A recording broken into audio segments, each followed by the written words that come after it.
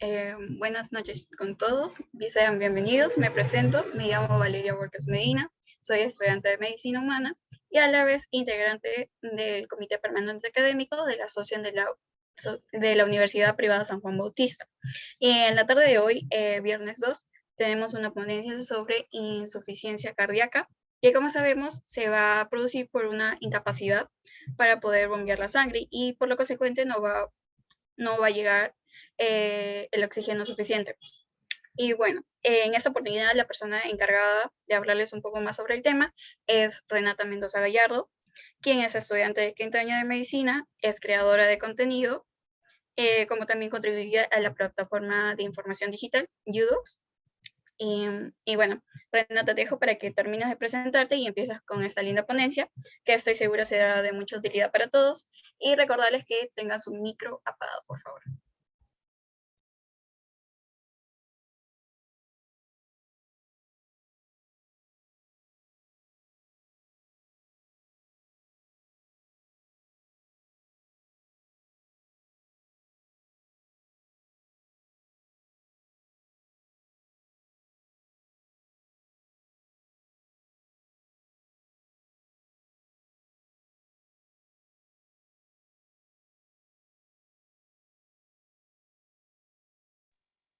Hola, hola, hola. Ay, parecía que se había apagado mi audio. Chicos, ¿todos me escuchan bien? Para poder empezar con la ponencia.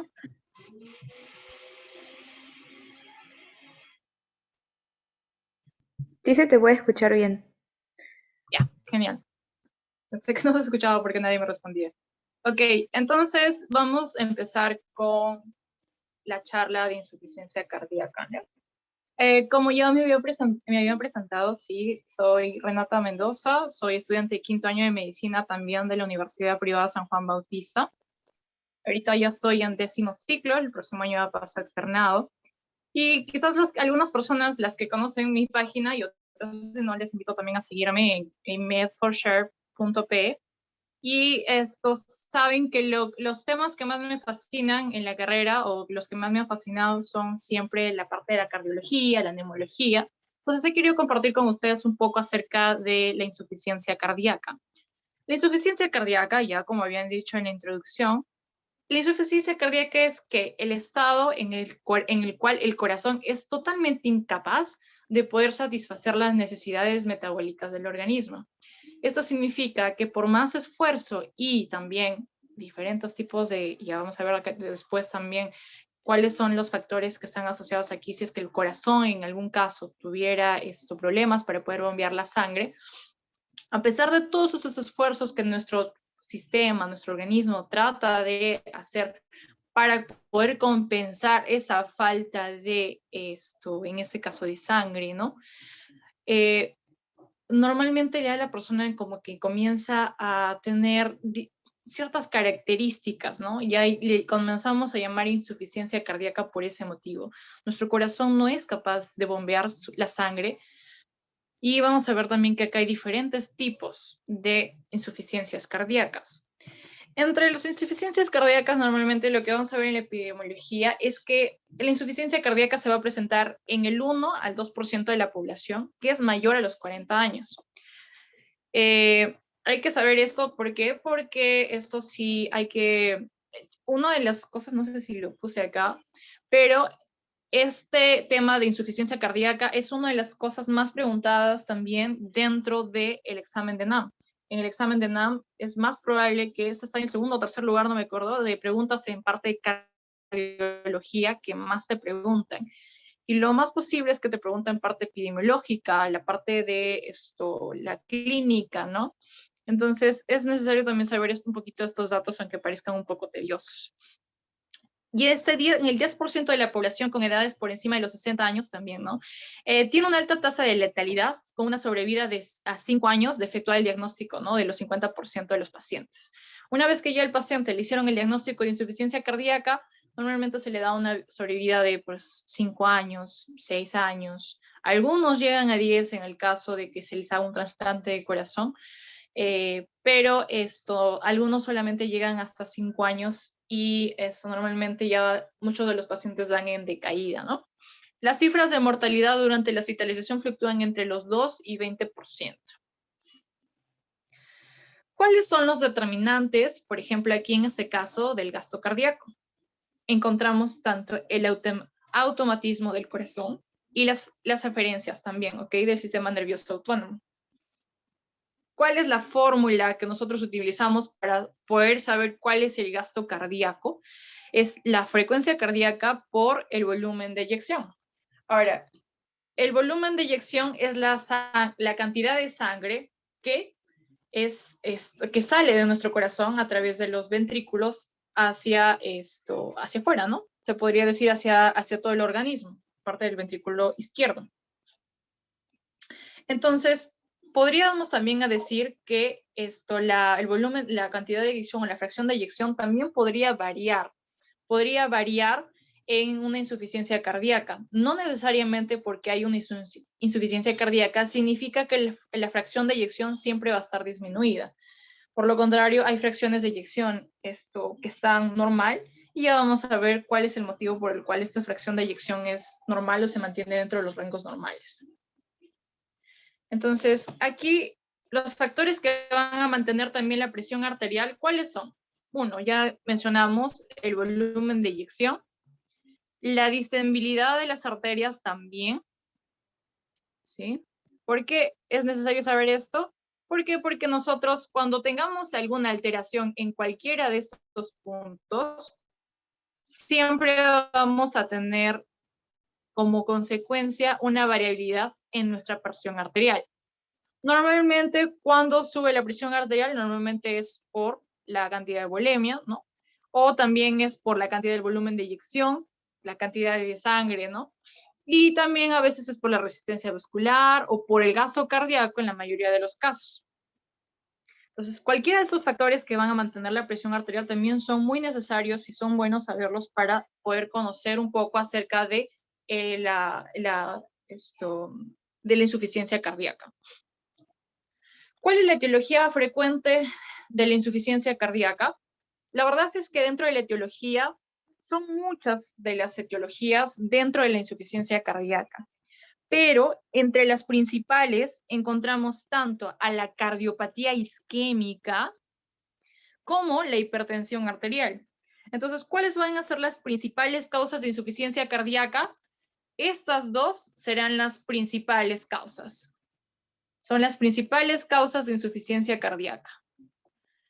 Las miocardiopatías, las enfermedades valvulares, las cardiopatías congénitas también causan. Y normalmente en el caso, por ejemplo, de una cardiopatía congénita, vamos a ver una insuficiencia cardíaca en pacientes jóvenes. En una enfermedad valvular también, pero ahora, en este tiempo, ya no vemos muchas personas con enfermedades valvulares, pero algunas veces en la sierra sí los vemos. ¿Por qué? Porque todavía a veces no hay un correcto tratamiento, ¿no es cierto? Entonces podríamos también tener algunas patologías valvulares. Y las miocardiopatías, como la miocardiopatía dilatada, también está dentro de las causas, pero no son de las causas más frecuentes por la cual nosotros tenemos una insuficiencia cardíaca. También dentro de estas etiologías, de estas causas, también encontramos a la anemia, ¿sí? A la anemia. Y es muy frecuente encontrarlo en pacientes ancianos ¿por qué pacientes ancianos? Porque normalmente los pacientes ancianos ya no se alimentan correctamente.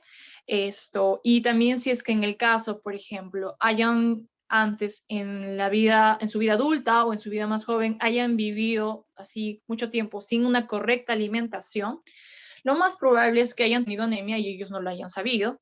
Y esta anemia crónica ya de tanto tiempo que lleva, y normalmente esto lo vemos también en los pacientes que vienen de la sierra, ¿sí? ¿Qué vamos a ver? Que esos pacientes vienen a la consulta, ¿por qué? Por la disnea, que es lo que vamos a hablar luego, y estos pacientes dicen, sí, doctor, tengo como que me falta el aire, ¿no? Y señor, y empiezas a indagar un poco en su historia clínica, y ellos te dicen, ay, doctor, pues le voy a contar algo, ¿no? O sea, yo cuando era más pequeño me gustaba comer tierra, ¿no? Y no sé por qué. Y entonces tú indagando en su historia clínica, te das cuenta que el paciente desde hace mucho tiempo ha tenido algunos signos de anemia. En este caso, comer tierra, conocido también como pica, ¿no es cierto? La pica también hace que uno quiera comer tierra. ¿Y es por qué? Por la falta de hierro. Normalmente es una anemia tipo ferropénica, ¿no? Y estos pacientes a la larga tienen esto, y aparte cuando ya son más ancianos tampoco no hay una correcta alimentación, porque en la sierra normalmente lo que se basa en nuestra comida es en ¿qué? En carbohidratos, que es papa, camotes, fideos, ¿no es cierto? Pero hay una baja cantidad de alimentos que comemos como alimentos ricos en hierro, o también alimentos o proteínas. Entonces vamos a ver también en muchos pacientes de la sierra anemia tipo ferropénica, y que a la larga, al último, cuando ya son más ancianos y ya no pueden comer como antes lo comían, por falta de dientes, porque también disminuye el apetito por otro tipo de patologías que tengan hasta subyacentes a eso.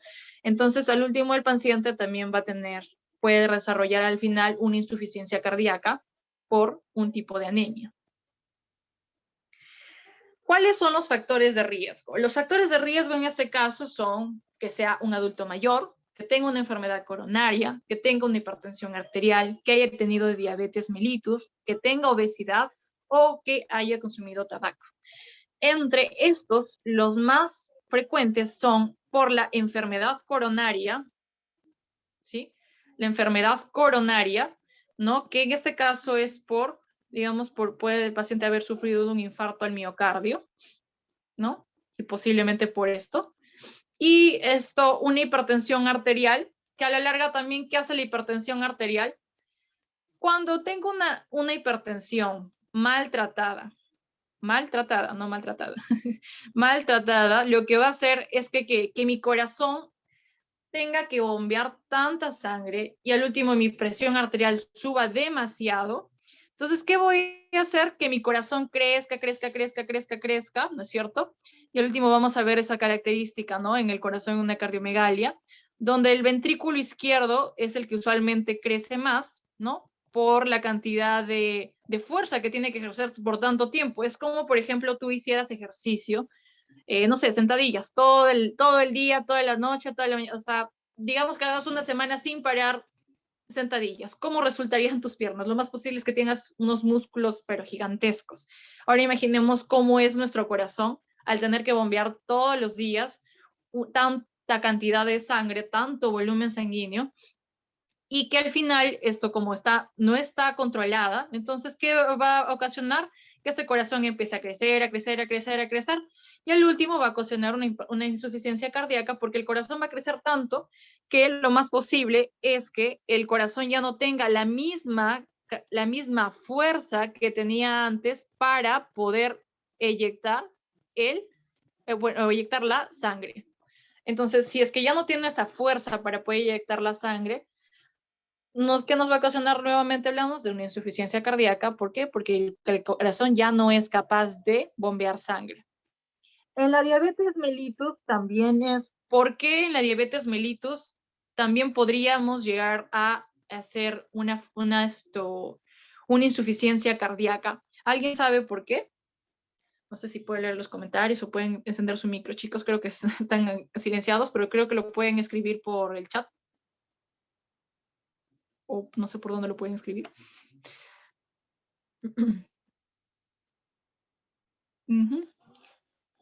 ¿Alguien, chicos, sabe por qué la diabetes mellitus me ocasiona una insuficiencia cardíaca?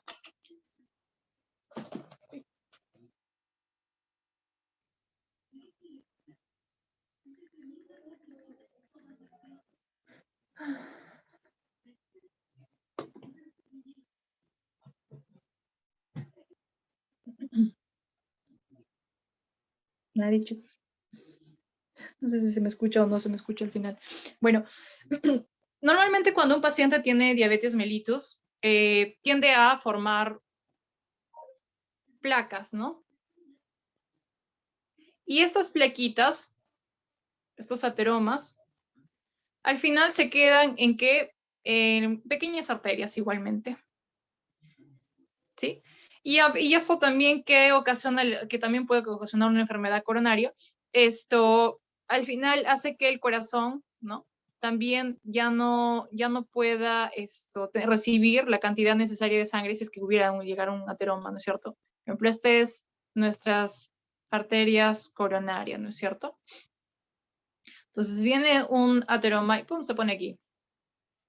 Entonces, si es que este ateroma viene aquí, ya no va a pasar la sangre. Normalmente sabemos que hay cierta cantidad de sangre, poquita nada más de la que tenemos acá, que va a encargarse de irrigar el corazón para que, en cada latido, para que éste pueda, digamos por así, alimentarse, ¿no?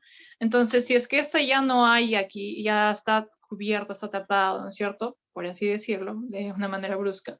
Entonces ya no va a llegar suficiente perfusión sanguínea a nuestro corazón y también podríamos ocasionar esta enfermedad coronaria. Y además, súmale que tenga hipertensión, diabetes mellitus, obesidad. Entonces, ¿qué vamos a ver? En un paciente, no, usualmente siempre vemos una enfermedad coronaria. Si es que el paciente no ha llegado a tener o no ha muerto en el camino por la cantidad de ateromas que se han podido formar o trombos que se han podido formar durante todo ese tiempo, si no tiene la parte, el paciente no fallece por eso, lo más probable es que el paciente llegue a desarrollar también una enfermedad cardíaca, ¿no? ¿Escucho una voz? Hola. Sí, ¿alguien tiene el micrófono encendido? Creo.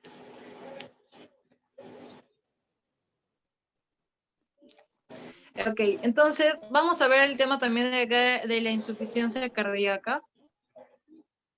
Creo que me comí una diapositiva. Sí, me comí una diapositiva. Ya, ahorita vamos a explicar, acá voy a añadir una hoja para poder explicar esto.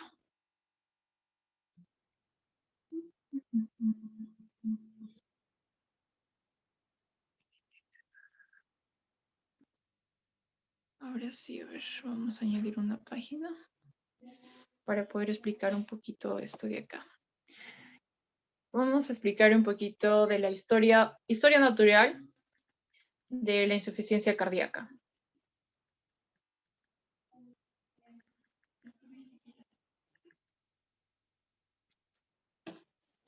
Entonces,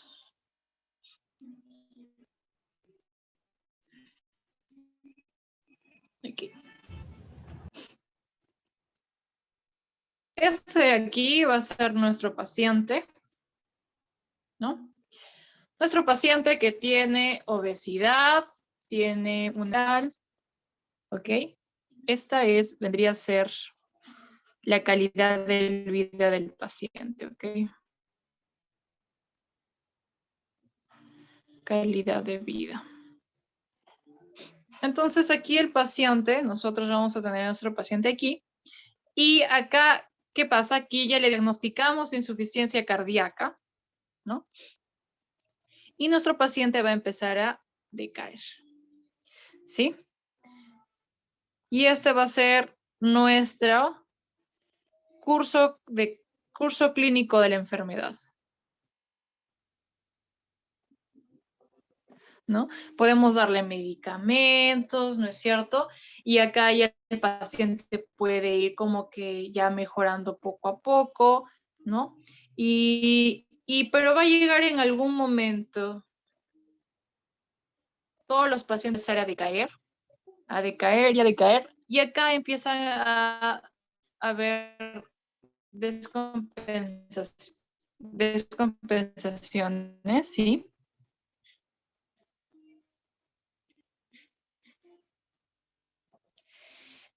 Y acá normalmente nuestro paciente ya empieza a tener una falla en la bomba.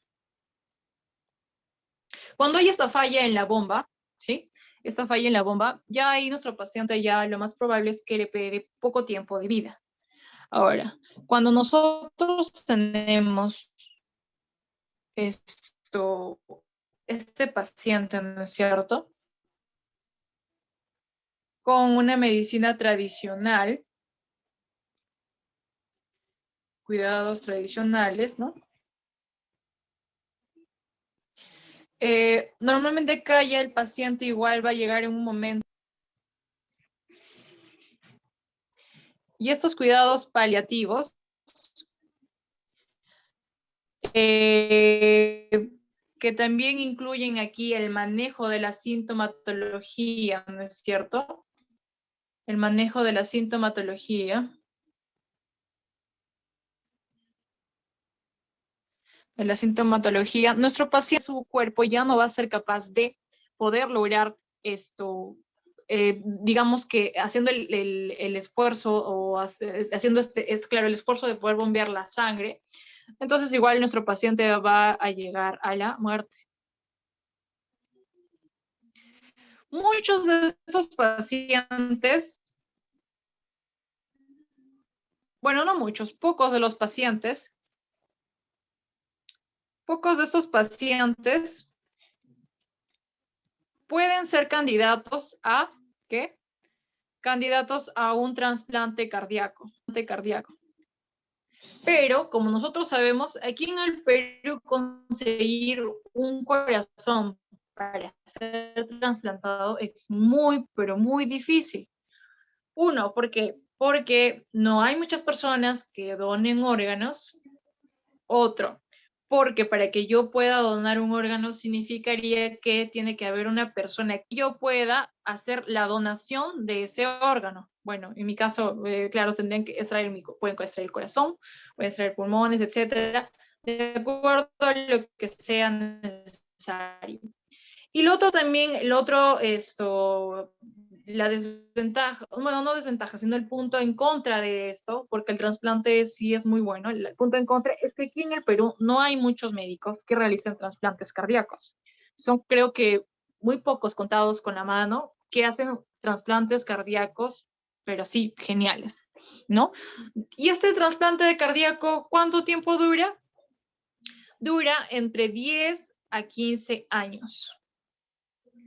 Y algunos dicen, ay, no, pero es malo, no, o sea, pero ¿para qué me voy a trasplantar? Solamente voy a vivir 10, 15 años. Pero tú no sabes si ese paciente sin ese corazón, lo más posible es que le haya quedado solamente un año de vida. En 10 o 15 años puedes volver a estudiar medicina. Y entonces puedes volver a vivir de nuevo otra cosa, o quizás eliges otra cosa para vivir más alegremente. Entonces, 10 a 15 años es una buena oportunidad para un paciente con una enfermedad con insuficiencia cardíaca para que pueda seguir, ¿no? Para que pueda vivir un poco más de tiempo. Estás ganando tiempo con este paciente. Todos son candidatos a ser trasplantados, a tener un trasplante cardíaco, no. Tienes que cumplir con ciertos requisitos, ¿no es cierto? Entre ellos también es que algunas patologías subyacentes que hagan que este corazón sea rechazado. Y otra cosa también es que tienes que tener la misma compatibilidad que el otro paciente.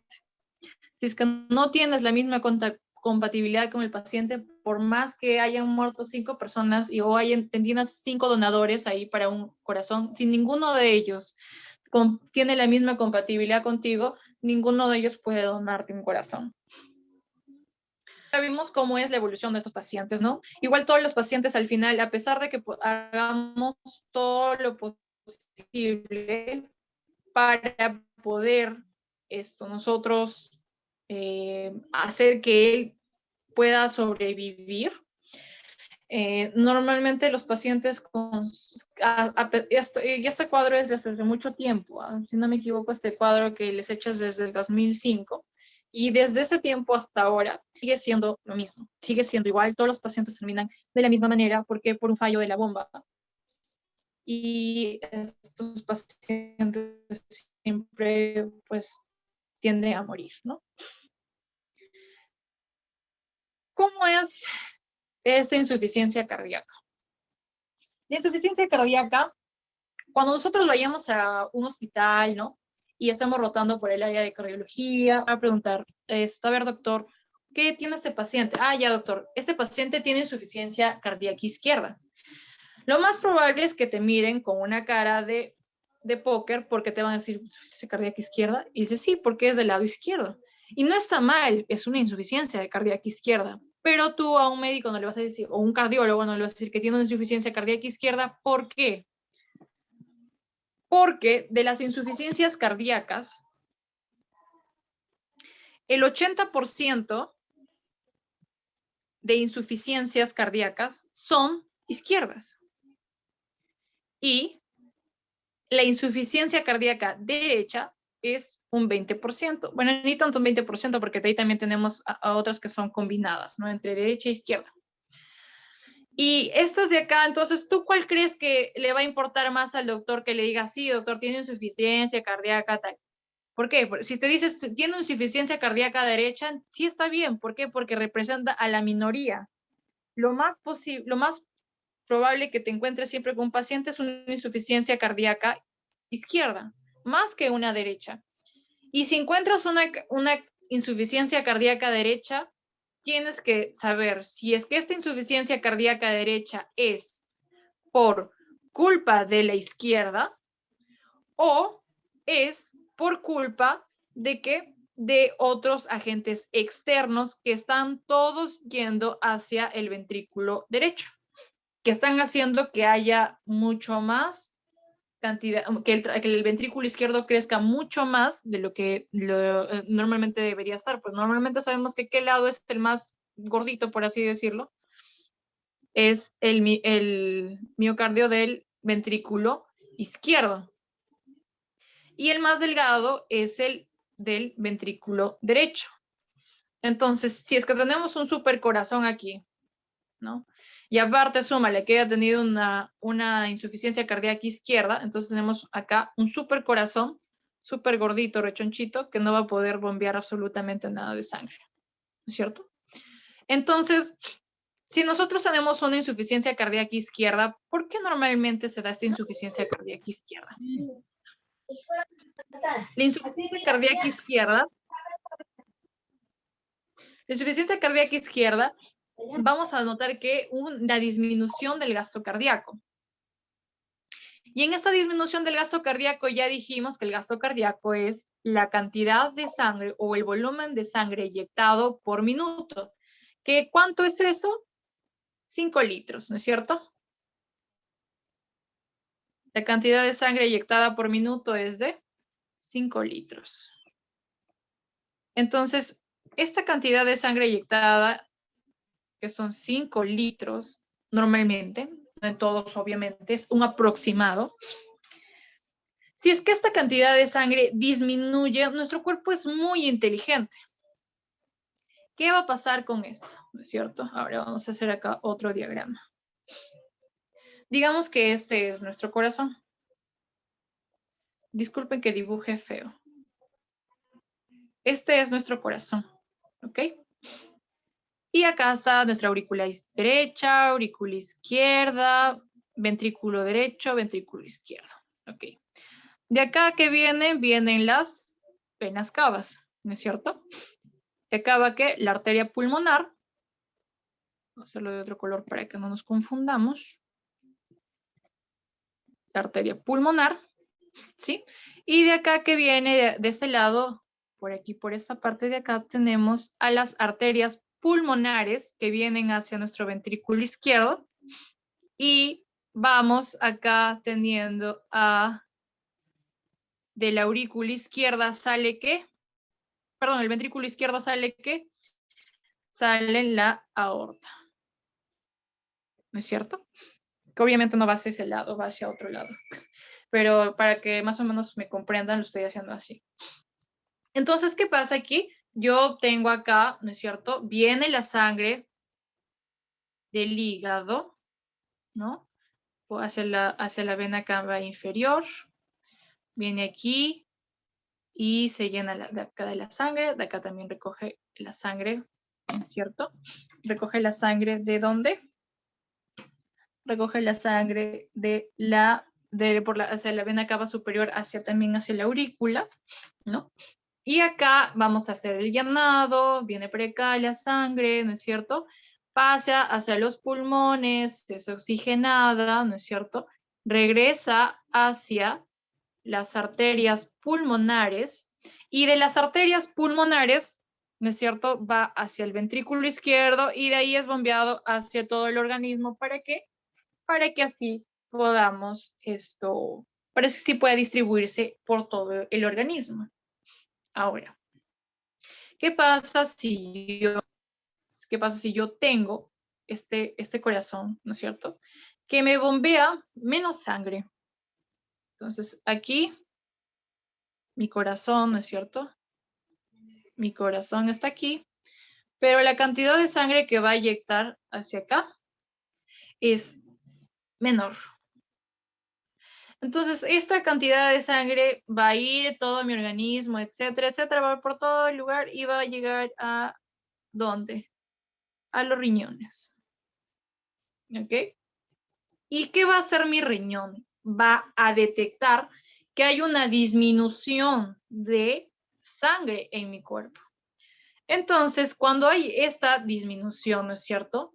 En el caso en esta disminución de la filtración glomerular, ¿qué va a hacer? Van a haber unos varoreceptores que van a sentir esta disminución del flujo. ¿Y cómo van a responder? Primero, van a activar el sistema nervioso simpático, ¿no es cierto? ¿Y qué va a hacer el sistema nervioso simpático? El sistema nervioso simpático va a aumentar mi frecuencia cardíaca. Aumenta la frecuencia cardíaca, ¿no es cierto? ¿Qué aumenta también? Aumenta la contractibilidad, ¿no es cierto? Entonces, si es que aumentan estos dos, también va a activar el sistema renina-angiotensina-aldosterona, que seguro esto lo han visto los que ya han llevado oficio, seguro ya esto ya lo han visto hasta en la sopa. El sistema renina-angiotensina-aldosterona, ¿no es cierto? Renina-angiotensina-aldosterona, ¿qué va a hacer?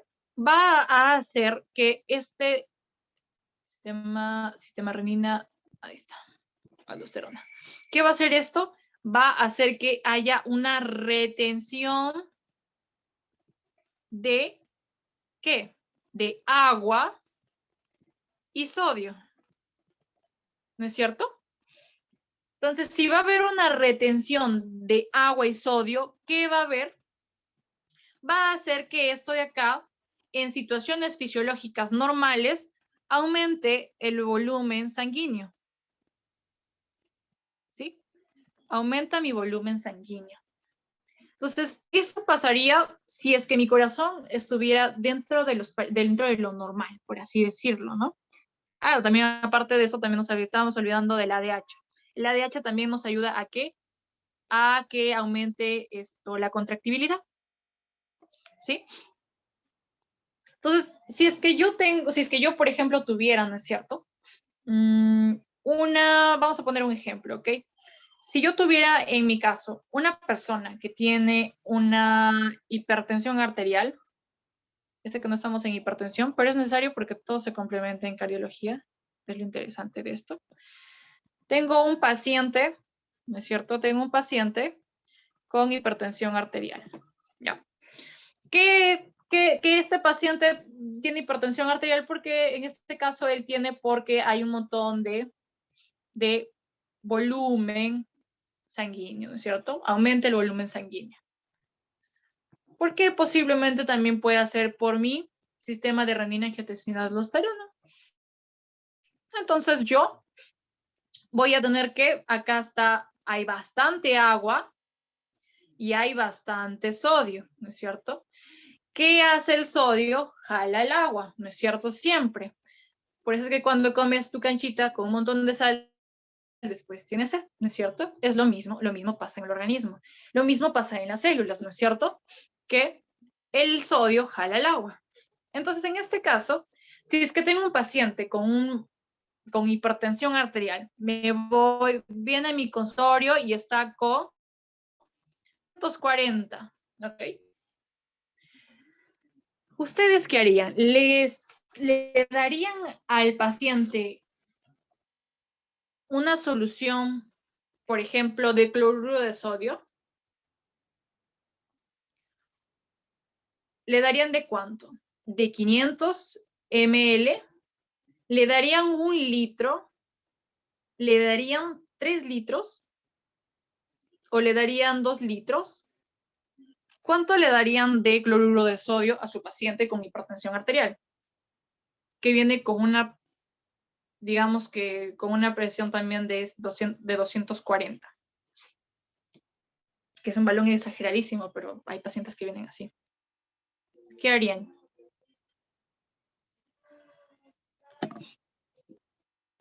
Las chicas que están aquí, por favor, díganme cómo hago para ver si está alguien participando. Ok, y acá en este caso, por ejemplo, lo voy a dejar para que lo contesten en los comentarios o algo, y ya ahorita vamos a ver si acertaron o no la respuesta. Si es que yo tengo un paciente con esta presión arterial de 240, si es que el paciente lo requiere, solamente le voy a dar 500 ml. ¿Qué va a pasar con mi paciente si yo le doy, ¿no es cierto? Si yo le doy 1 litro, 3 litros, 2 litros de cloruro de sodio. ¿Qué va a hacer? Va a jalar mucha más agua, ¿no es cierto? Va a jalar un montón de agua y vamos a tener tanta agua que al último, ¿qué vamos a ocasionar? Que produzcamos algo que se conoce como encharcar, ¿no es cierto? Encharcamiento, encharcar al paciente. Si es que alguien escucha alguna vez encharcar al paciente, ¿es por qué?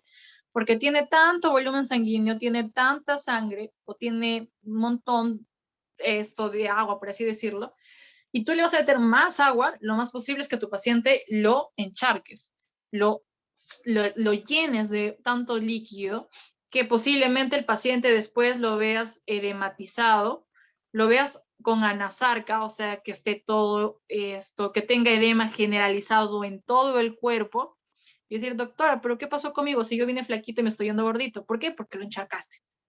No siempre pasa, pero hay que exagerarlo para que más o menos entendamos a qué nos referimos, ¿no? Entonces, acá pasa lo mismo, ¿no es cierto? Va a aumentar mi volumen sanguíneo.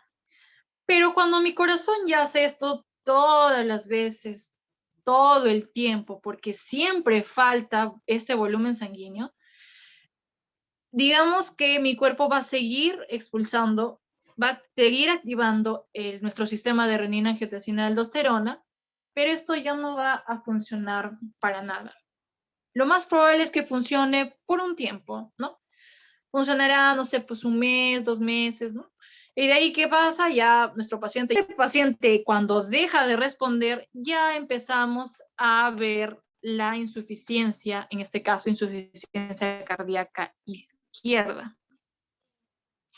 Ahora, ¿por qué se da esta insuficiencia cardíaca izquierda?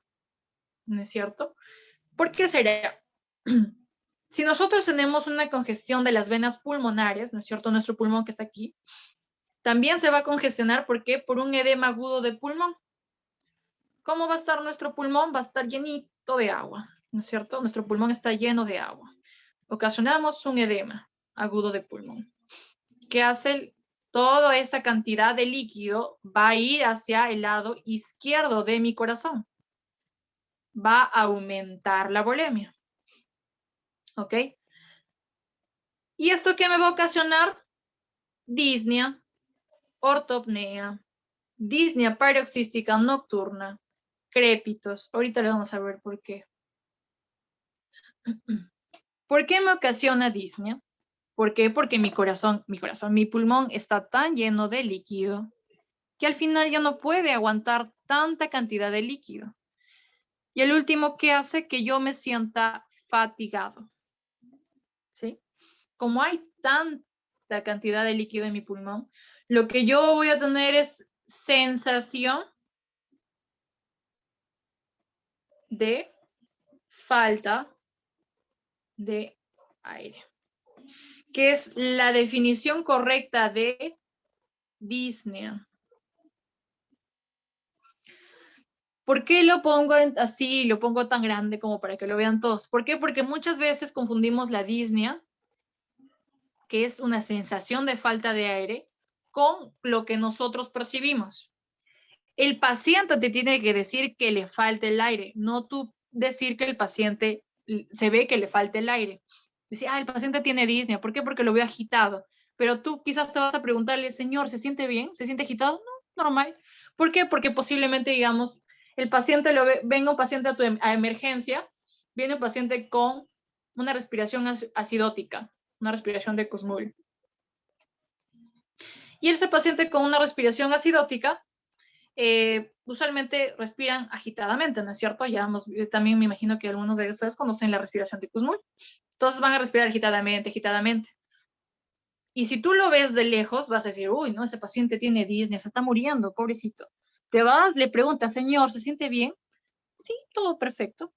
¿No siente que le falta el aire? No, ya. Entonces significa que el paciente no tiene disnea.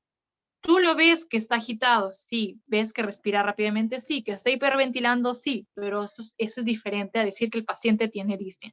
El paciente te tiene que decir que le falta el aire. Esto lo dice el paciente. Entonces, ya vemos la disnea, ¿no es cierto? Y cuando ya va evolucionando poco a poco esto, va evolucionando, evolucionando, evolucionando, que ya lo vamos a ver ahorita en las clasificaciones de la NIJA, ¿no? Y esto va a aumentar porque por la cantidad de la congestión que hay en nuestro pulmón. Acá cuando nosotros tenemos esta renina-angiotensina-aldosterona, esta de acá está compensada porque se mantiene el gasto cardíaco, ¿no es cierto?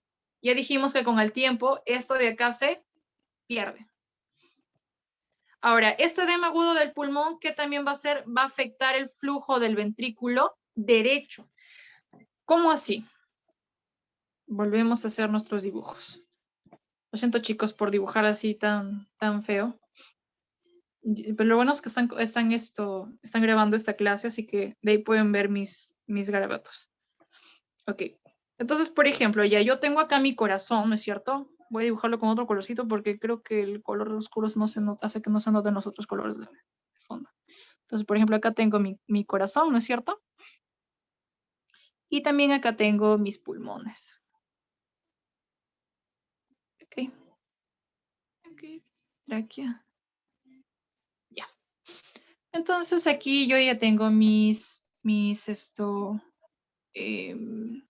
tengo ya listo. Tengo acá ya mi corazón, mis pulmones, ¿no es cierto?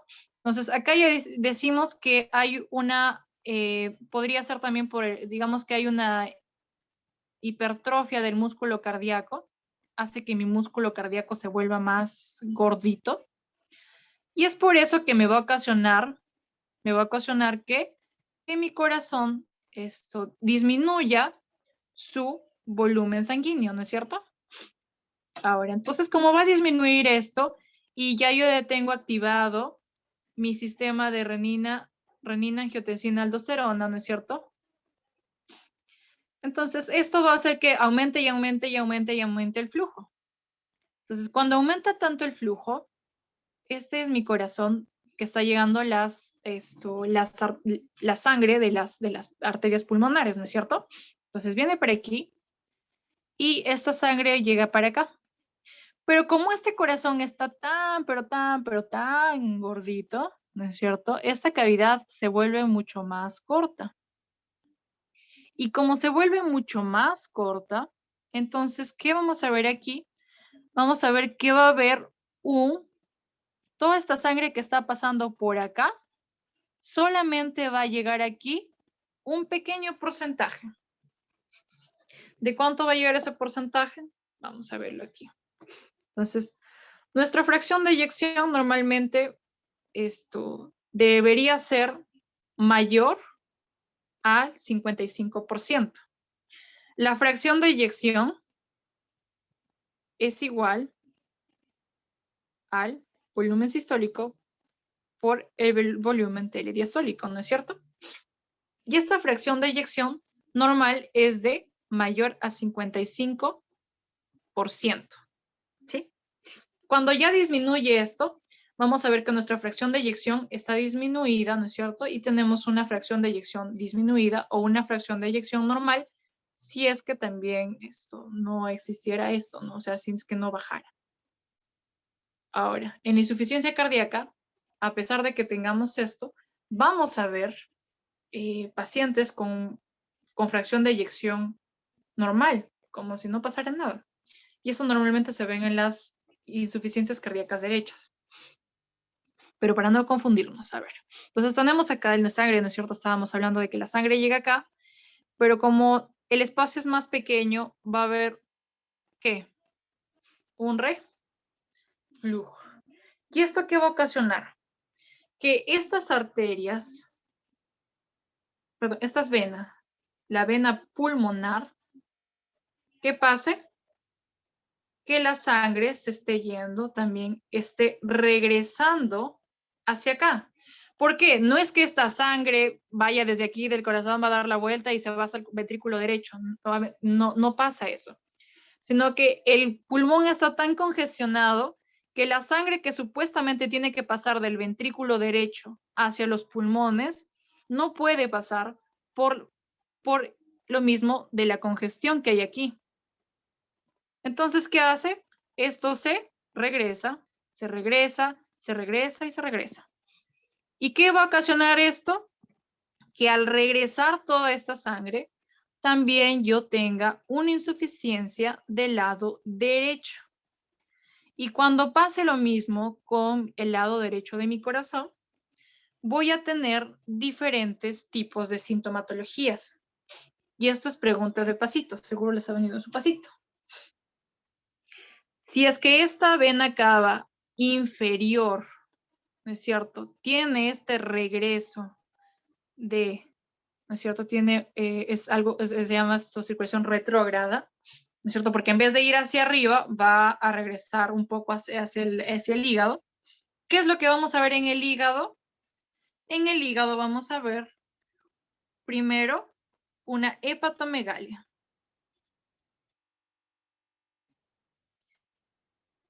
Que es dolorosa y después posiblemente me cause una cirrosis. Y también tenemos varices, obviamente no en el hígado. Y también tenemos en los miembros inferiores, ¿no es cierto? Edema. Edema de miembros inferiores.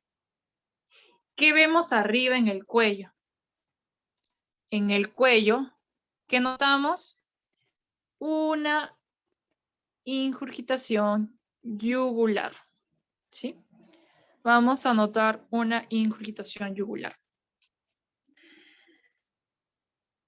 Esto pasaría, por ejemplo, en el caso de una insuficiencia cardíaca que es global, o sea, insuficiencia cardíaca izquierda y derecha. Si es que fuera el contrario, y que es lo que dijimos, no tan frecuente, que mi corazón llegue aquí la sangre, ¿no es cierto? Y este de acá está normal, ¿no es cierto? Este, mi ventrículo derecho está normal, está todo normal, pero el problema va a ser que solamente tengo una insuficiencia cardíaca derecha netamente del lado derecho, nada más. No hay ningún componente del ventrículo izquierdo que lo ocasione, que no es lo normal de encontrar. Sí hay pacientes así, pero no es muy probable, es muy poco frecuente ver a esos pacientes. Lo más frecuente es ver una insuficiencia izquierda que después se convierta también en derecha, que ver solamente una insuficiencia derecha, ¿verdad? Una insuficiencia cardíaca derecha, únicamente del lado derecho. Que algunas veces puede ser, ¿por qué? Por problemas de digamos que el flujo de las venas portas, ¿no? O de toda la parte venosa de toda la sangre que llegue hacia la vena cava inferior. Entonces aquí teníamos nuestra insuficiencia cardíaca derecha. ¿Cuál es la primera causa de insuficiencia cardíaca derecha? Aquí está. Es la insuficiencia cardíaca izquierda. ¿Cuáles son las otras causas? 1. Comunicación interventricular. ¿Qué es esto? Una anomalía, ¿no es cierto? Una anomalía cardíaca. O también una comunicación interauricular. O es interventricular o interauricular, perdón, y cualquiera de ellas son anomalías cardíacas. ¿En qué más vamos a ver? Y también es posible, más que esto, porque hay pacientes con cirrosis que hacen esto, esta insuficiencia cardíaca derecha, o al revés. Pero lo más frecuente también es que aquí esta insuficiencia cardíaca sea causada ¿por qué? Por una enfermedad pulmonar, que podría ser causada por un EPOC, ¿no? Cualquier enfermedad pulmonar crónica. Y entre las más probables son las del EPOC.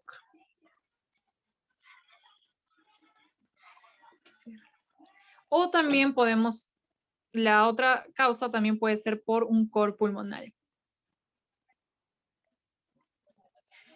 Entonces aquí ya si es que nosotros tenemos una insuficiencia cardíaca derecha, netamente del lado derecho, ¿qué vamos a ver? Una congestión venosa sistémica, ¿sí? Aquí ya vamos a ver algo más, sobre todo la parte venosa, porque las venas son las que llegan al lado derecho, ¿no es cierto? La vena cava inferior y la vena cava superior. Si esta congestión venosa sistémica lo que me va a ocasionar va a ser una ingurgitación yugular, una hepatoesplenomegalia, porque también el vaso también está afectado aquí, una cirrosis hepática de origen cardíaco. Cuando nosotros vamos a hacer o hemos rotado por el área de semiología, ¿no es cierto? Hemos llevado también la parte de digestivo y también hemos llevado la parte, por ejemplo, de hígado. Cuando hablamos de cirrosis, lo primero que se te viene a la mente es, ya, cirrosis, ya, el paciente fuma mucho, toma mucho, ¿no es cierto? Toma mucho sobre todo, es un paciente alcohólico.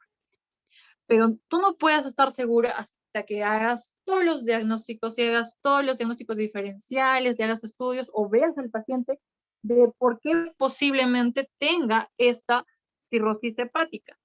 Posiblemente puede ser también por una cirrosis hepática de origen cardíaco. ¿Qué más ocasiona esto? Ascitis. Ya dijimos que también si es que aumenta la presión venosa del área de la porta, ¿qué va a ocasionar? Ascitis. A los pacientes les vas a ver todos panzoncitos. Y el edema de los miembros inferiores, que ya lo mencionamos también, que también se ve en una insuficiencia cardíaca izquierda y derecha. ¿Sí? Que sería en conjunto esto de acá, más esto de acá. Una insuficiencia cardíaca crónica, entonces ya dijimos acá para repasar, se ocasiona por una coronariopatía, cardiomiopatía, una valvulopatía, pero sobre todo dijimos que HTA y también esto que habíamos mencionado también acá, una enfermedad isquémica. ¿Ok? Entonces acá ya dijimos que hay un daño funcional estructural miocárdico, disminuye la perfusión sistémica. ¿Eso qué hace? Que haya el aumento de requerimiento de O2 también, ¿no? A ver, vamos en orden. La perfusión sistémica, ¿no es cierto? Vamos a ver que la perfusión sistémica cuando se disminuye, o el volumen sistémico también, es el aumento de la reserva diastólica, aumento del volumen diastólico, va a haber una activación de mecanismos compensadores, y acá vamos a ver, importante, los péptidos natriuréticos, como el péptido natriurético tipo B, BNP, y el factor natriurético auricular o el ABP, perdón.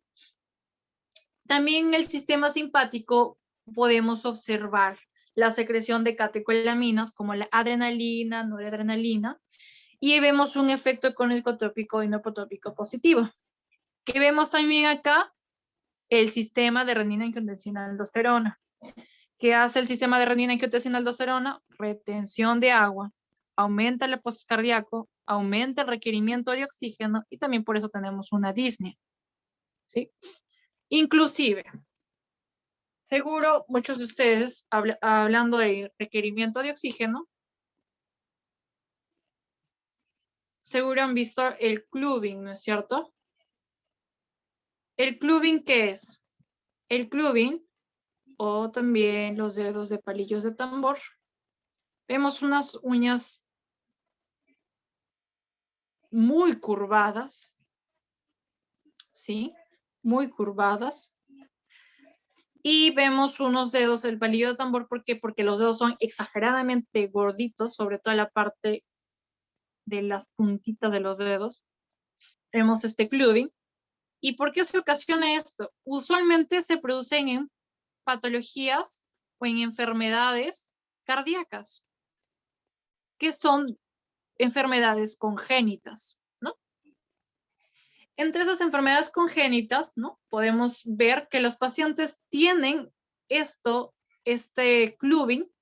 ¿Y por qué? Por lo mismo que estamos hablando acá. Porque hay un aumento del requerimiento de oxígeno, ¿no? Posiblemente puede haber una comunicación intraauricular, por ejemplo, ¿no? Y acá, ¿qué pasa? Que el corazón igual tiene que trabajar.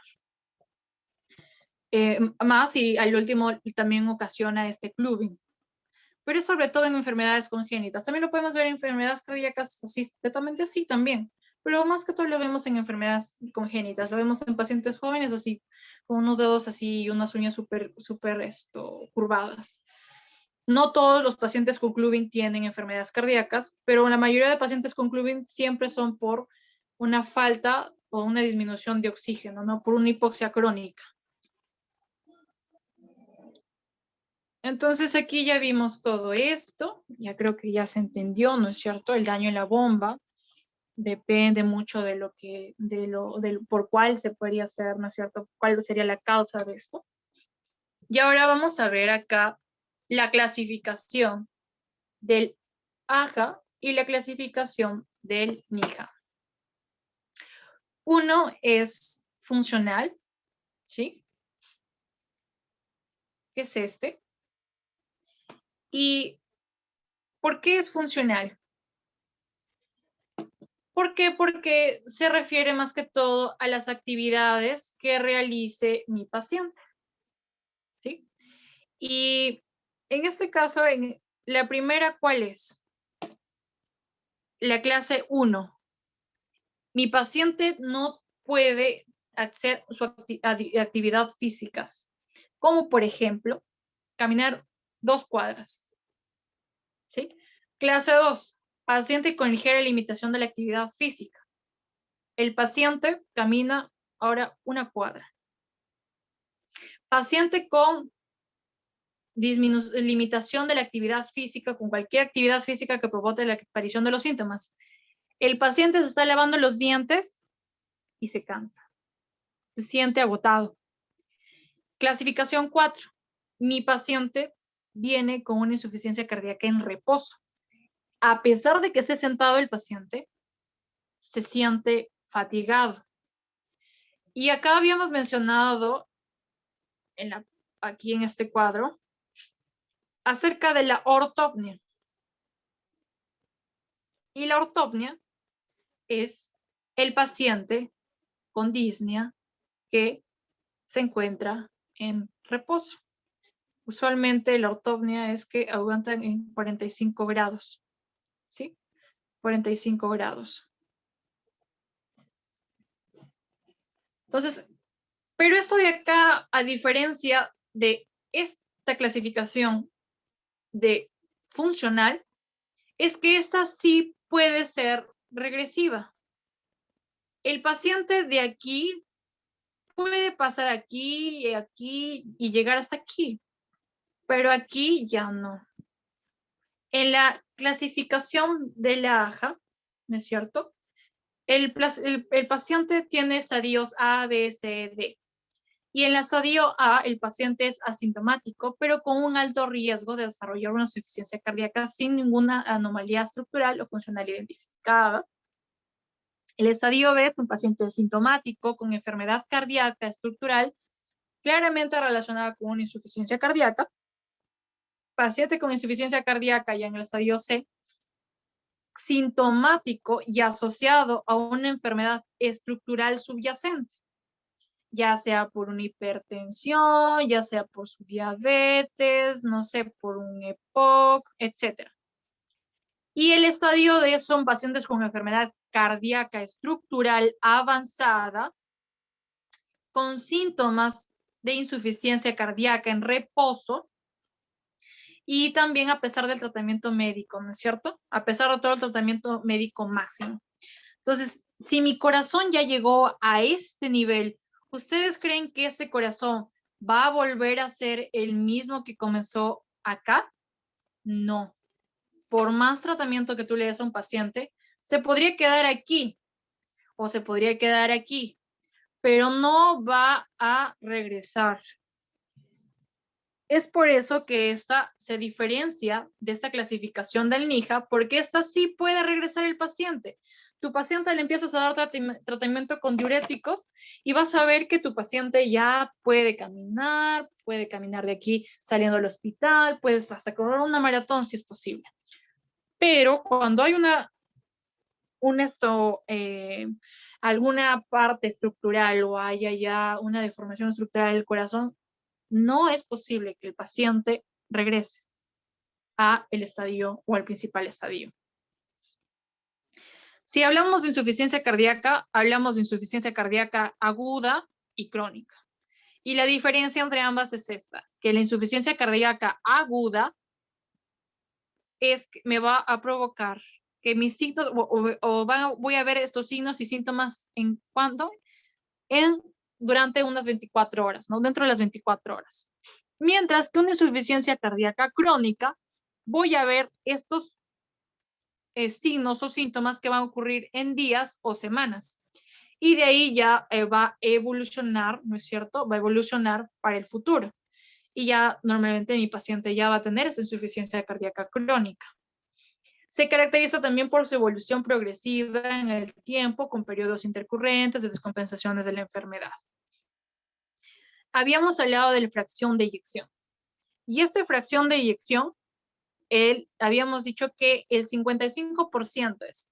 En esa clasificación que encontré, encontraban normal entre el 50 y el 75%. No hay 100% de fracción de eyección, ¿ok?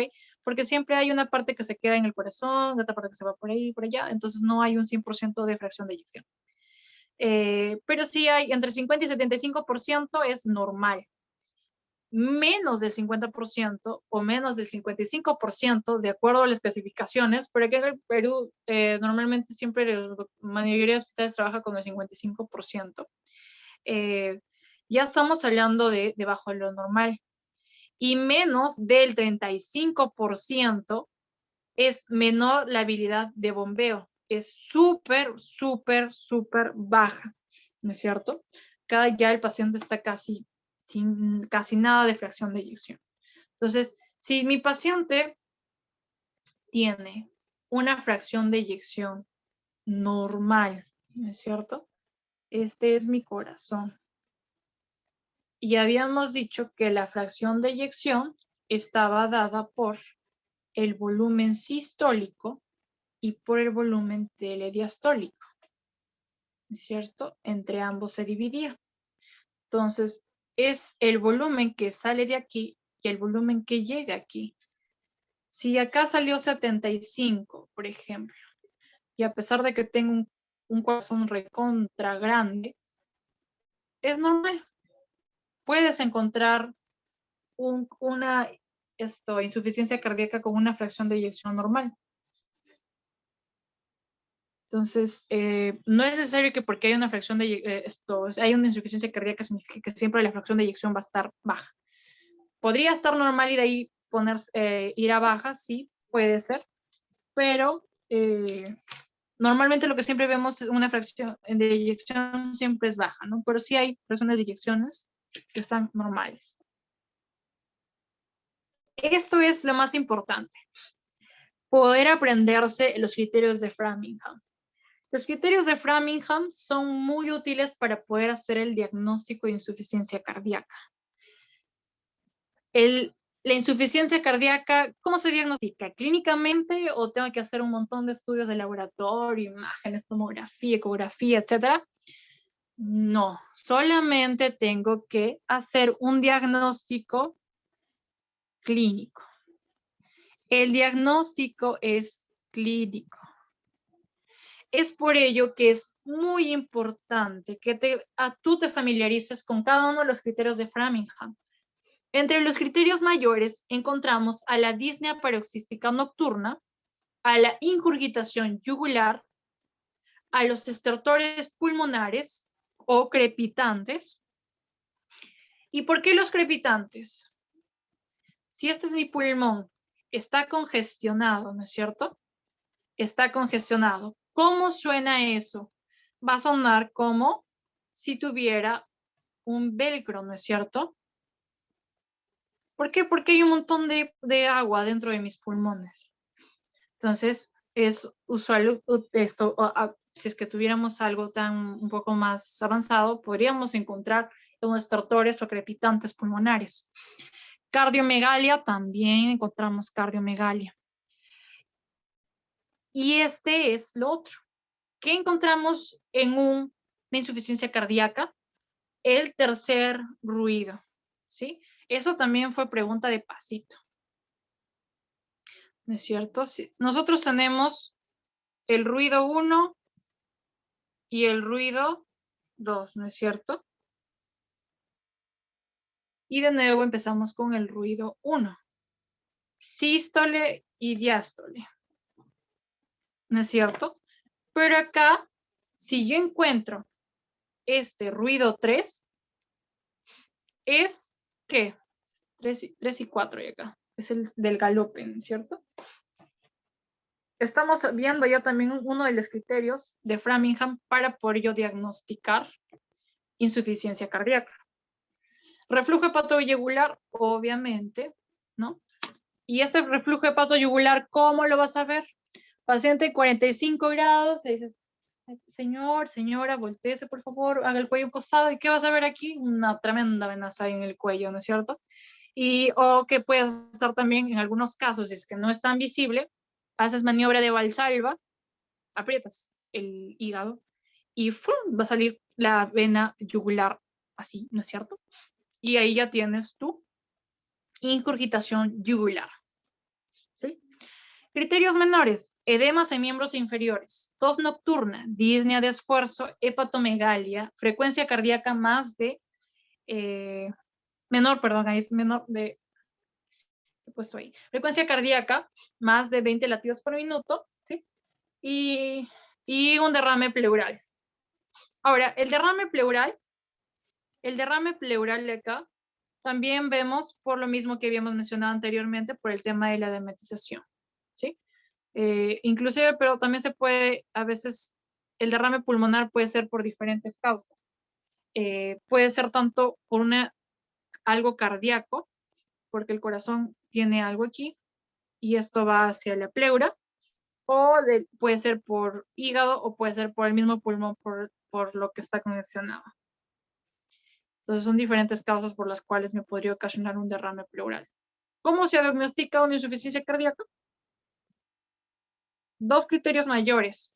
O sea, si tu paciente tiene tercer ruido y tiene ingurgitación yugular, ya tiene una insuficiencia cardíaca diagnosticada. Un criterio mayor y dos menores. Tiene cardiomegalia, tiene tos nocturna y tiene hepatomegalia. ¿Qué haces ahí? Ya. También tiene insuficiencia cardíaca. Tres criterios menores: hepatomegalia, disnea de esfuerzo y tos nocturna. También tiene insuficiencia cardíaca. Entonces siempre hay que aprenderse este cuadrito de acá, ¿sí? Los criterios de Framingham para poder diagnosticar insuficiencia cardíaca. ¿Cuáles son las características clínicas de la insuficiencia cardíaca del lado izquierdo? Del lado izquierdo son síntomas de congestión pulmonar, como que disnea y ortopnea. ¿Qué más? Edema pulmonar. Disnea paroxística nocturna. ¿Sí? Disnea paroxística nocturna. Y acá, ¿qué vamos a ver en esa disnea paroxística nocturna? Ataques nocturnos de tos, falta de aire también. Y vamos a ser causado por la reabsorción del edema periférico por la noche, lo que va a ocasionar ¿qué? Un aumento del retorno venoso. Las características clínicas también de las otras características del lado izquierdo, que son el asma cardíaca. El asma cardíaca. ¿Qué va a hacer el asma cardíaca? Va a haber un aumento de la presión de las arterias bronquiales. ¿Qué va a ocasionar esto? Una compresión de las vías respiratorias. ¿Y qué va a hacer esto? Un broncoespasmo. Los síntomas también se asemejan al asma, con dificultad para respirar, sibilancias y tos. Pero este es una asma totalmente diferente, ¿sí? Es sobre todo por esto, por el aumento de la presión de las arterias bronquiales, que ya hablamos por qué pasa esto en el pulmón debido a la insuficiencia cardíaca, ¿no es cierto? Entonces, no es que el paciente tenga un asma en sí, sino que el asma está ocasionado, provocada por esta congestión pulmonar. Y creo que estoy como discarraya repitiendo congestión pulmonar, pero es por eso. El hallazgo de exploración clínica, ¿cuál va a ser? Estertores. Estertores bilaterales que pueden ser audibles mediante la auscultación. Latidos cardíacos apicales desplazados lateralmente. ¿Qué quiere decir esto?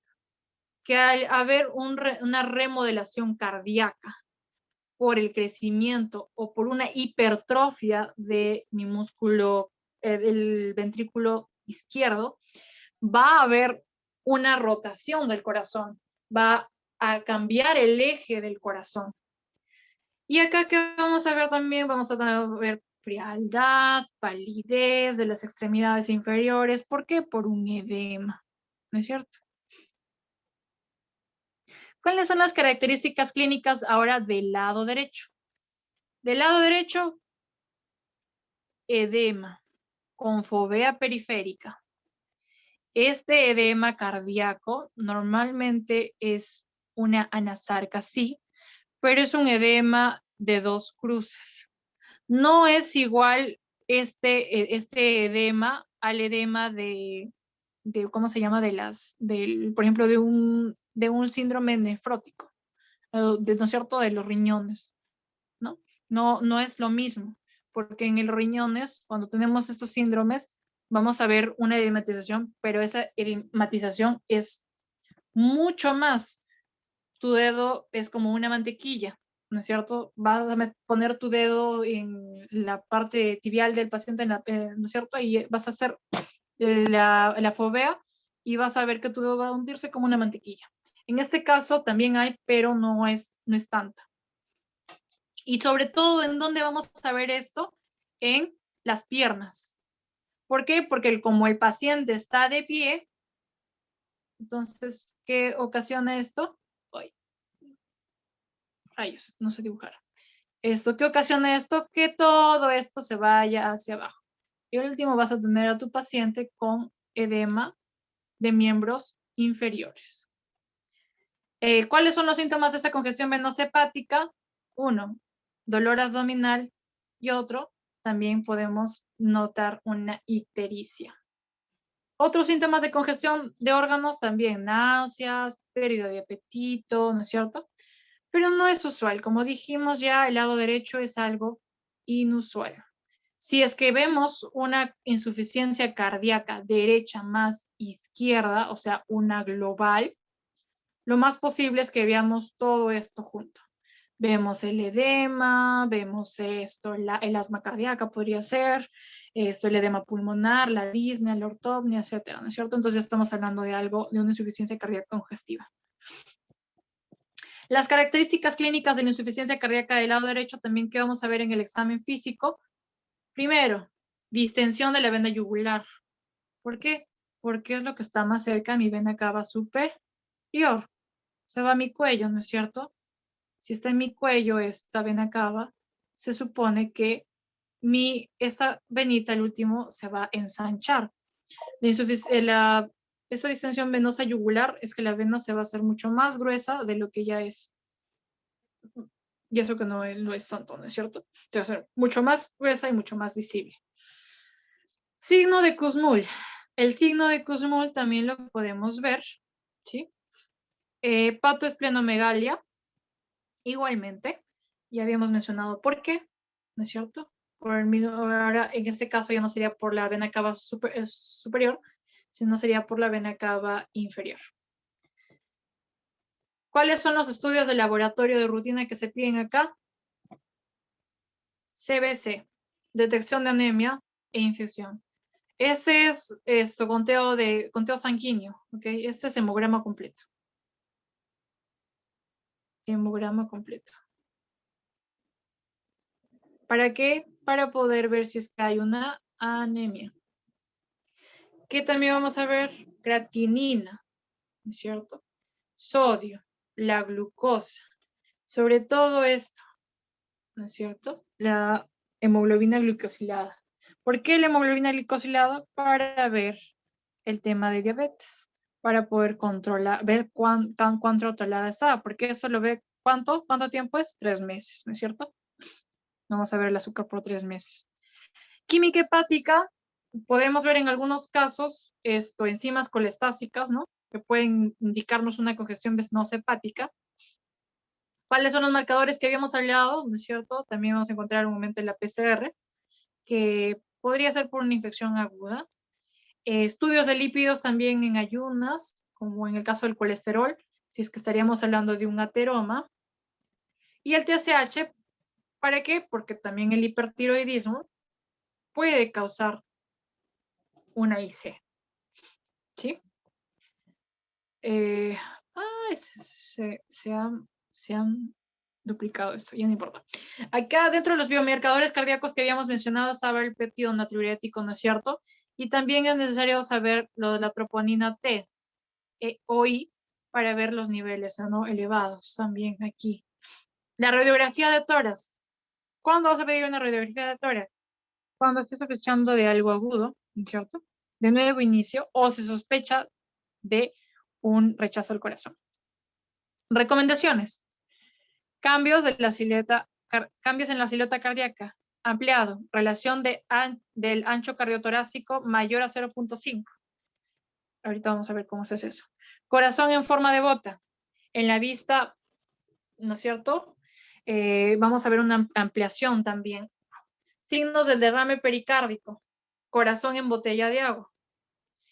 Signos de afecciones cardíacas concurrentes, también podemos encontrar algunos de estos signos radiográficos de la congestión pulmonar, como calcificaciones valvulares en las valvulopatías, por ejemplo, o sea, significa que dentro de mi corazón podríamos encontrar, digamos que pequeños calcificaciones, y las calcificaciones en la radiografía siempre se ve súper blanco, es como este fondo, se ve así, bien blanco.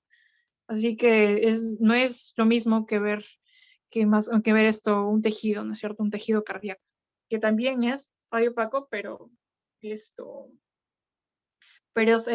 mucho más blanco. La calcificación pericárdica en el caso que hay una pericarditis constrictiva. Ahora, ¿cómo se hace esto del índice cardíaco?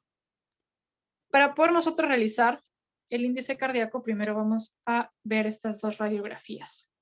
En estas dos radiografías, ¿qué estamos viendo? Estamos viendo que este es el botón aórtico. A ver. Este es el botón aórtico. ¿No es cierto? Este es el botón aórtico. En ambas se ve. Si es que estaríamos viendo un botón de aórtico muy grande, entonces, ¿qué piensan que sería? Sería ocasionado también por lo mismo, el mismo hecho de este aumento del calibre de la aorta. Posiblemente también podría pasar por una insuficiencia cardíaca.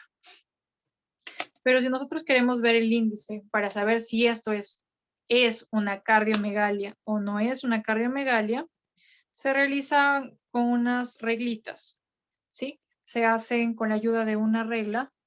Nosotros vamos a medir esto. Vamos a medir cuánto es. Vamos a primero fraccionar cuál es la mitad y la mitad. Ahorita vamos a ver cómo.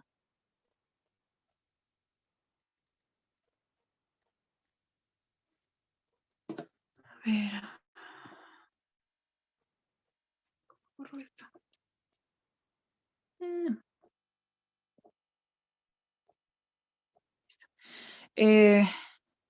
Ok. Muy bien, vamos a ver acá. Buscar otro color para que se vea mejor. Ya. Ahora sí. Entonces ya habíamos dividido, ¿no es cierto?, la mitad nuestro corazón. Y de acá vamos a medir desde este borde hasta este borde, ¿no es cierto? Estos ángulos de acá, ¿sí?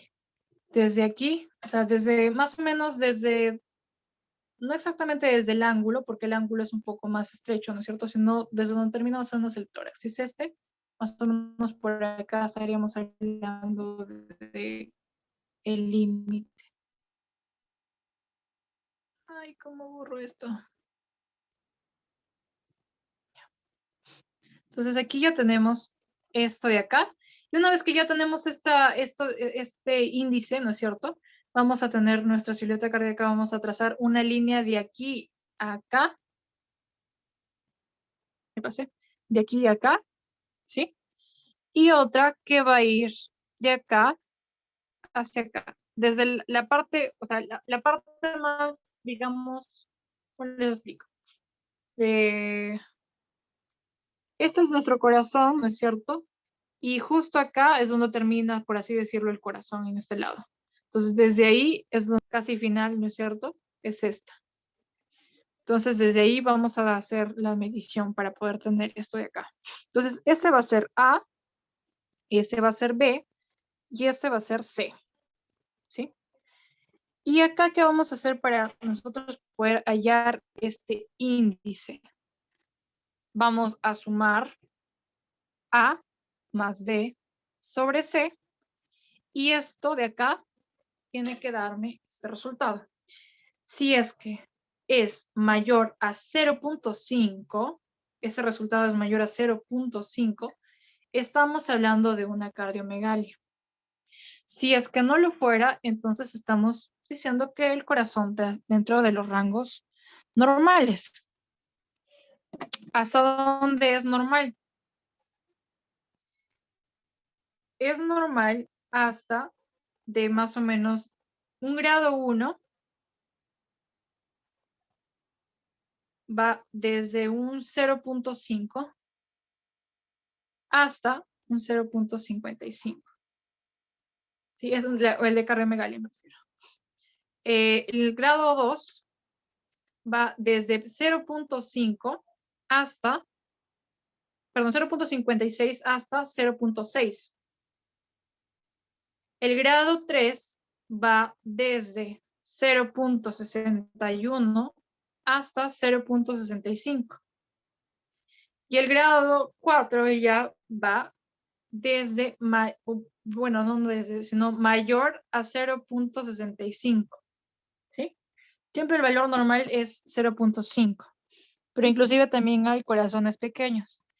Pero eso no entra en el tema de insuficiencia cardíaca, pero sí es bueno aprenderse cómo hacer nuestro índice cardíaco.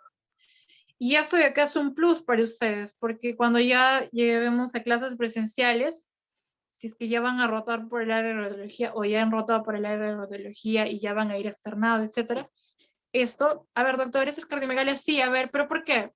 El cardiotorácico, y lo que hice fue dividir, ¿no es cierto? Y hice esto, y sumé, dividí, y me salió tanto.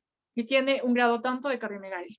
Entonces, van a ver que van a tener un plus más para el tema de esto, de corazón en sí, ¿no es cierto? Para finalizar, para no aburrirlos, yo sé que muchos se han saltado el partido de fútbol para estar en esta ponencia. Entonces acá vamos a hablar ahora solamente de la parte de farmacología, ¿sí?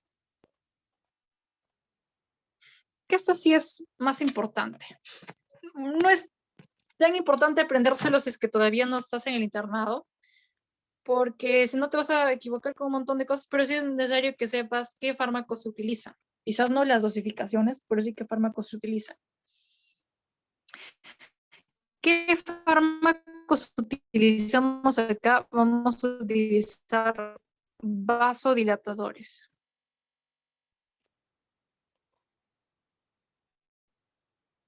Los vasodilatadores, entre ellos encontramos a los famosos YECAS.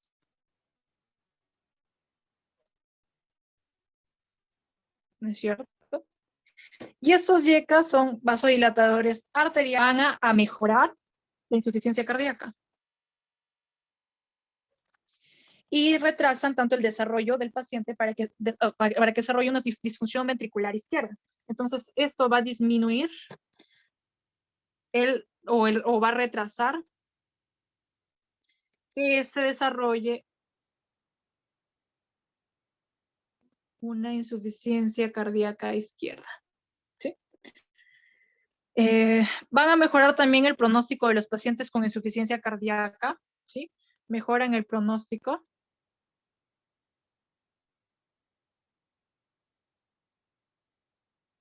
¿Sí? Van a mejorar el pronóstico de estos pacientes. Y esos son de los tratamientos de elección para una miocardiopatía dilatada. ¿Sí? Esto se va a utilizar ¿para qué? Para una miocardiopatía dilatada.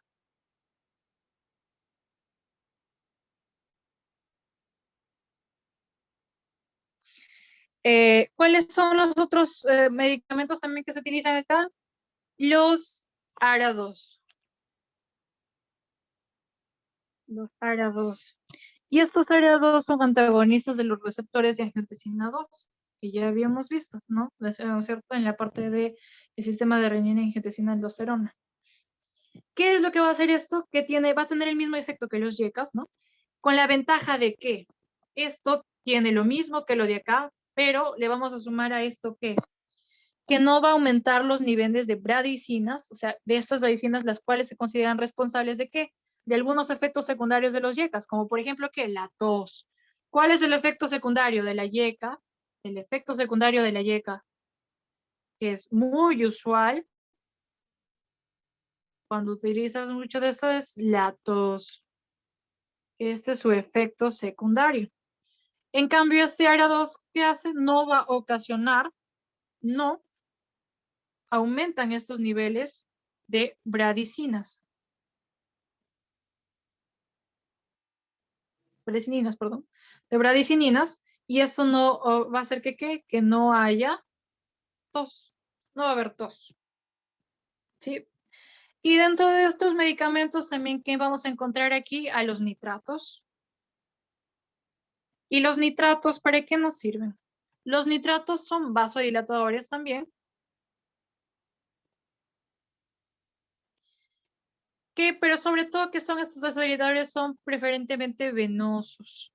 Estos son vasodilatadores venosos y arteriales, pero estos son solamente venosos. Los diuréticos son muy buenos para poder nosotros tratar la sintomatología por la cual viene el paciente, porque al último lo que más le aqueja al paciente, ¿qué es? La congestión pulmonar y la disnea.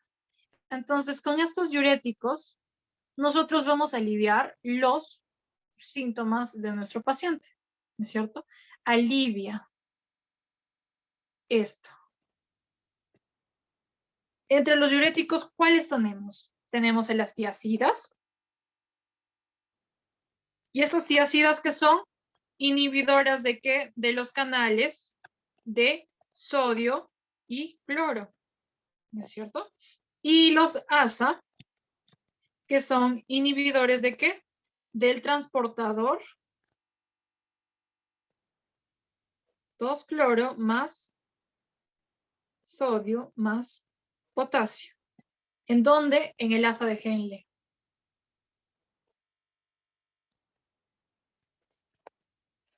Y por último tenemos a los ahorradores de potasio. Y estos ahorradores de potasio que van a hacer también son antagonistas de la aldosterona, ¿no? Como la espironolactona. Antagonistas de la aldosterona, como espironolactona.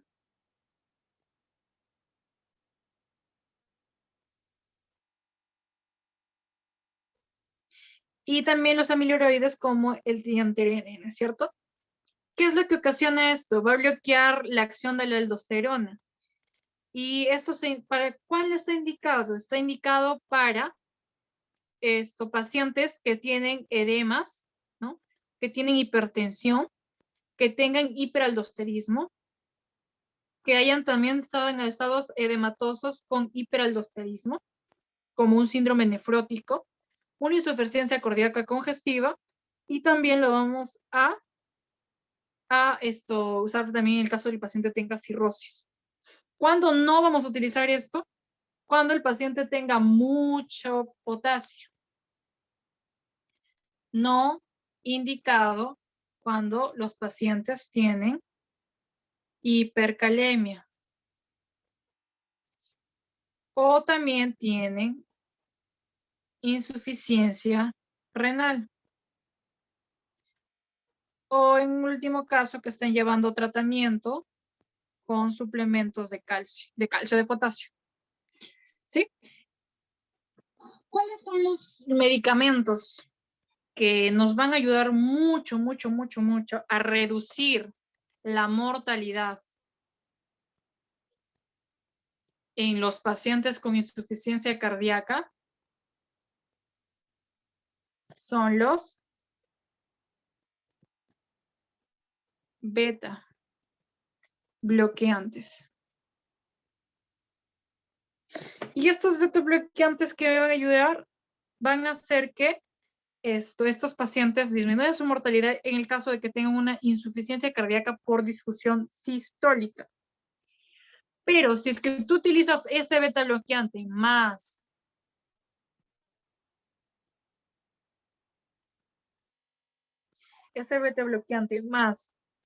calcio agonistas,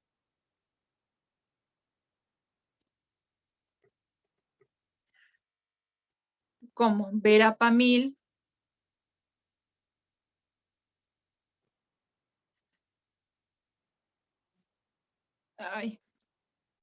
diltiazem.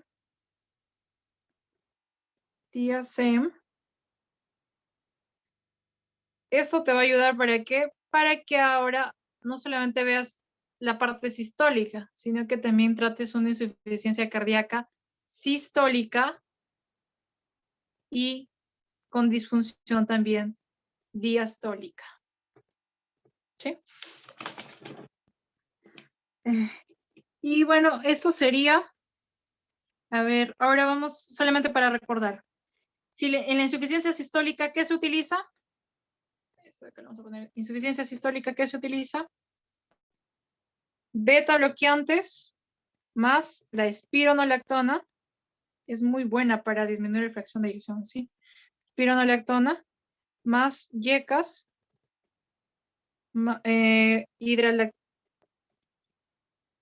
hidralacina, nitratos, etcétera, o también puedes utilizar digoxina, pero no puedes dar acá ni verapamilo, no se puede dar verapamilo, ni tampoco diltracem. Siempre que sea una insuficiencia cardíaca sistólica, ¿no? Vamos a cambiar el color de esto para que no nos confundamos.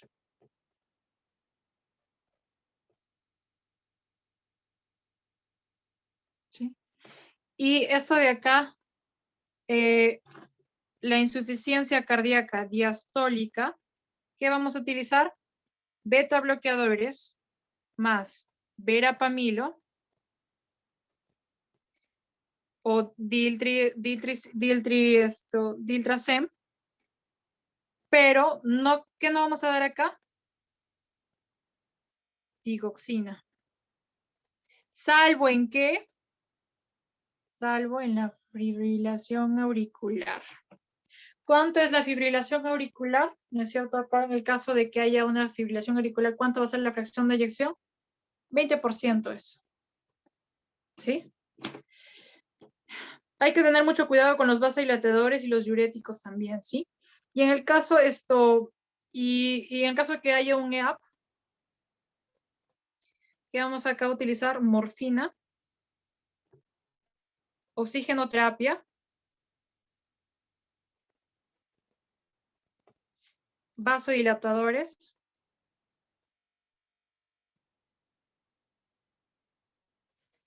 ¿no? siempre y cuando la presión arterial sea mayor a 90 o 100 milímetros de mercurio. Listo. Entonces hay que recordar esto, chicos. Si quieren pueden tomarle captura de pantalla, ¿no? Esto siempre es necesario saberlo. ¿Por qué? Porque al final esto nos van a ayudar muchísimo cuando ya llevemos la parte de terapia, ¿no? De farmacoterapia. Entonces, con eso concluiríamos, chicos, la charla del día de hoy de insuficiencia cardíaca. Les doy muchas gracias a todos. No se olviden, por favor, seguirnos en nuestra página de medforshare.p. Está acá. Vamos a escribirlo nada más. medforshare.p. Y acá voy a estar subiendo quizás siempre videos para poder ayudarlos en algo y poder quizás compartir pocas cosas que sé para que así podamos aprender todos juntos. Muchísimas gracias a todos, chicos. Le doy pase a las organizadoras del evento para que les den las indicaciones finales. Gracias. Chicos, ¿tendrán alguna pregunta? Renata, ¿te parece si esperamos unos minutos a ver si es que tienen alguna pregunta? Sí, no hay problema, yo estoy acá. Ya.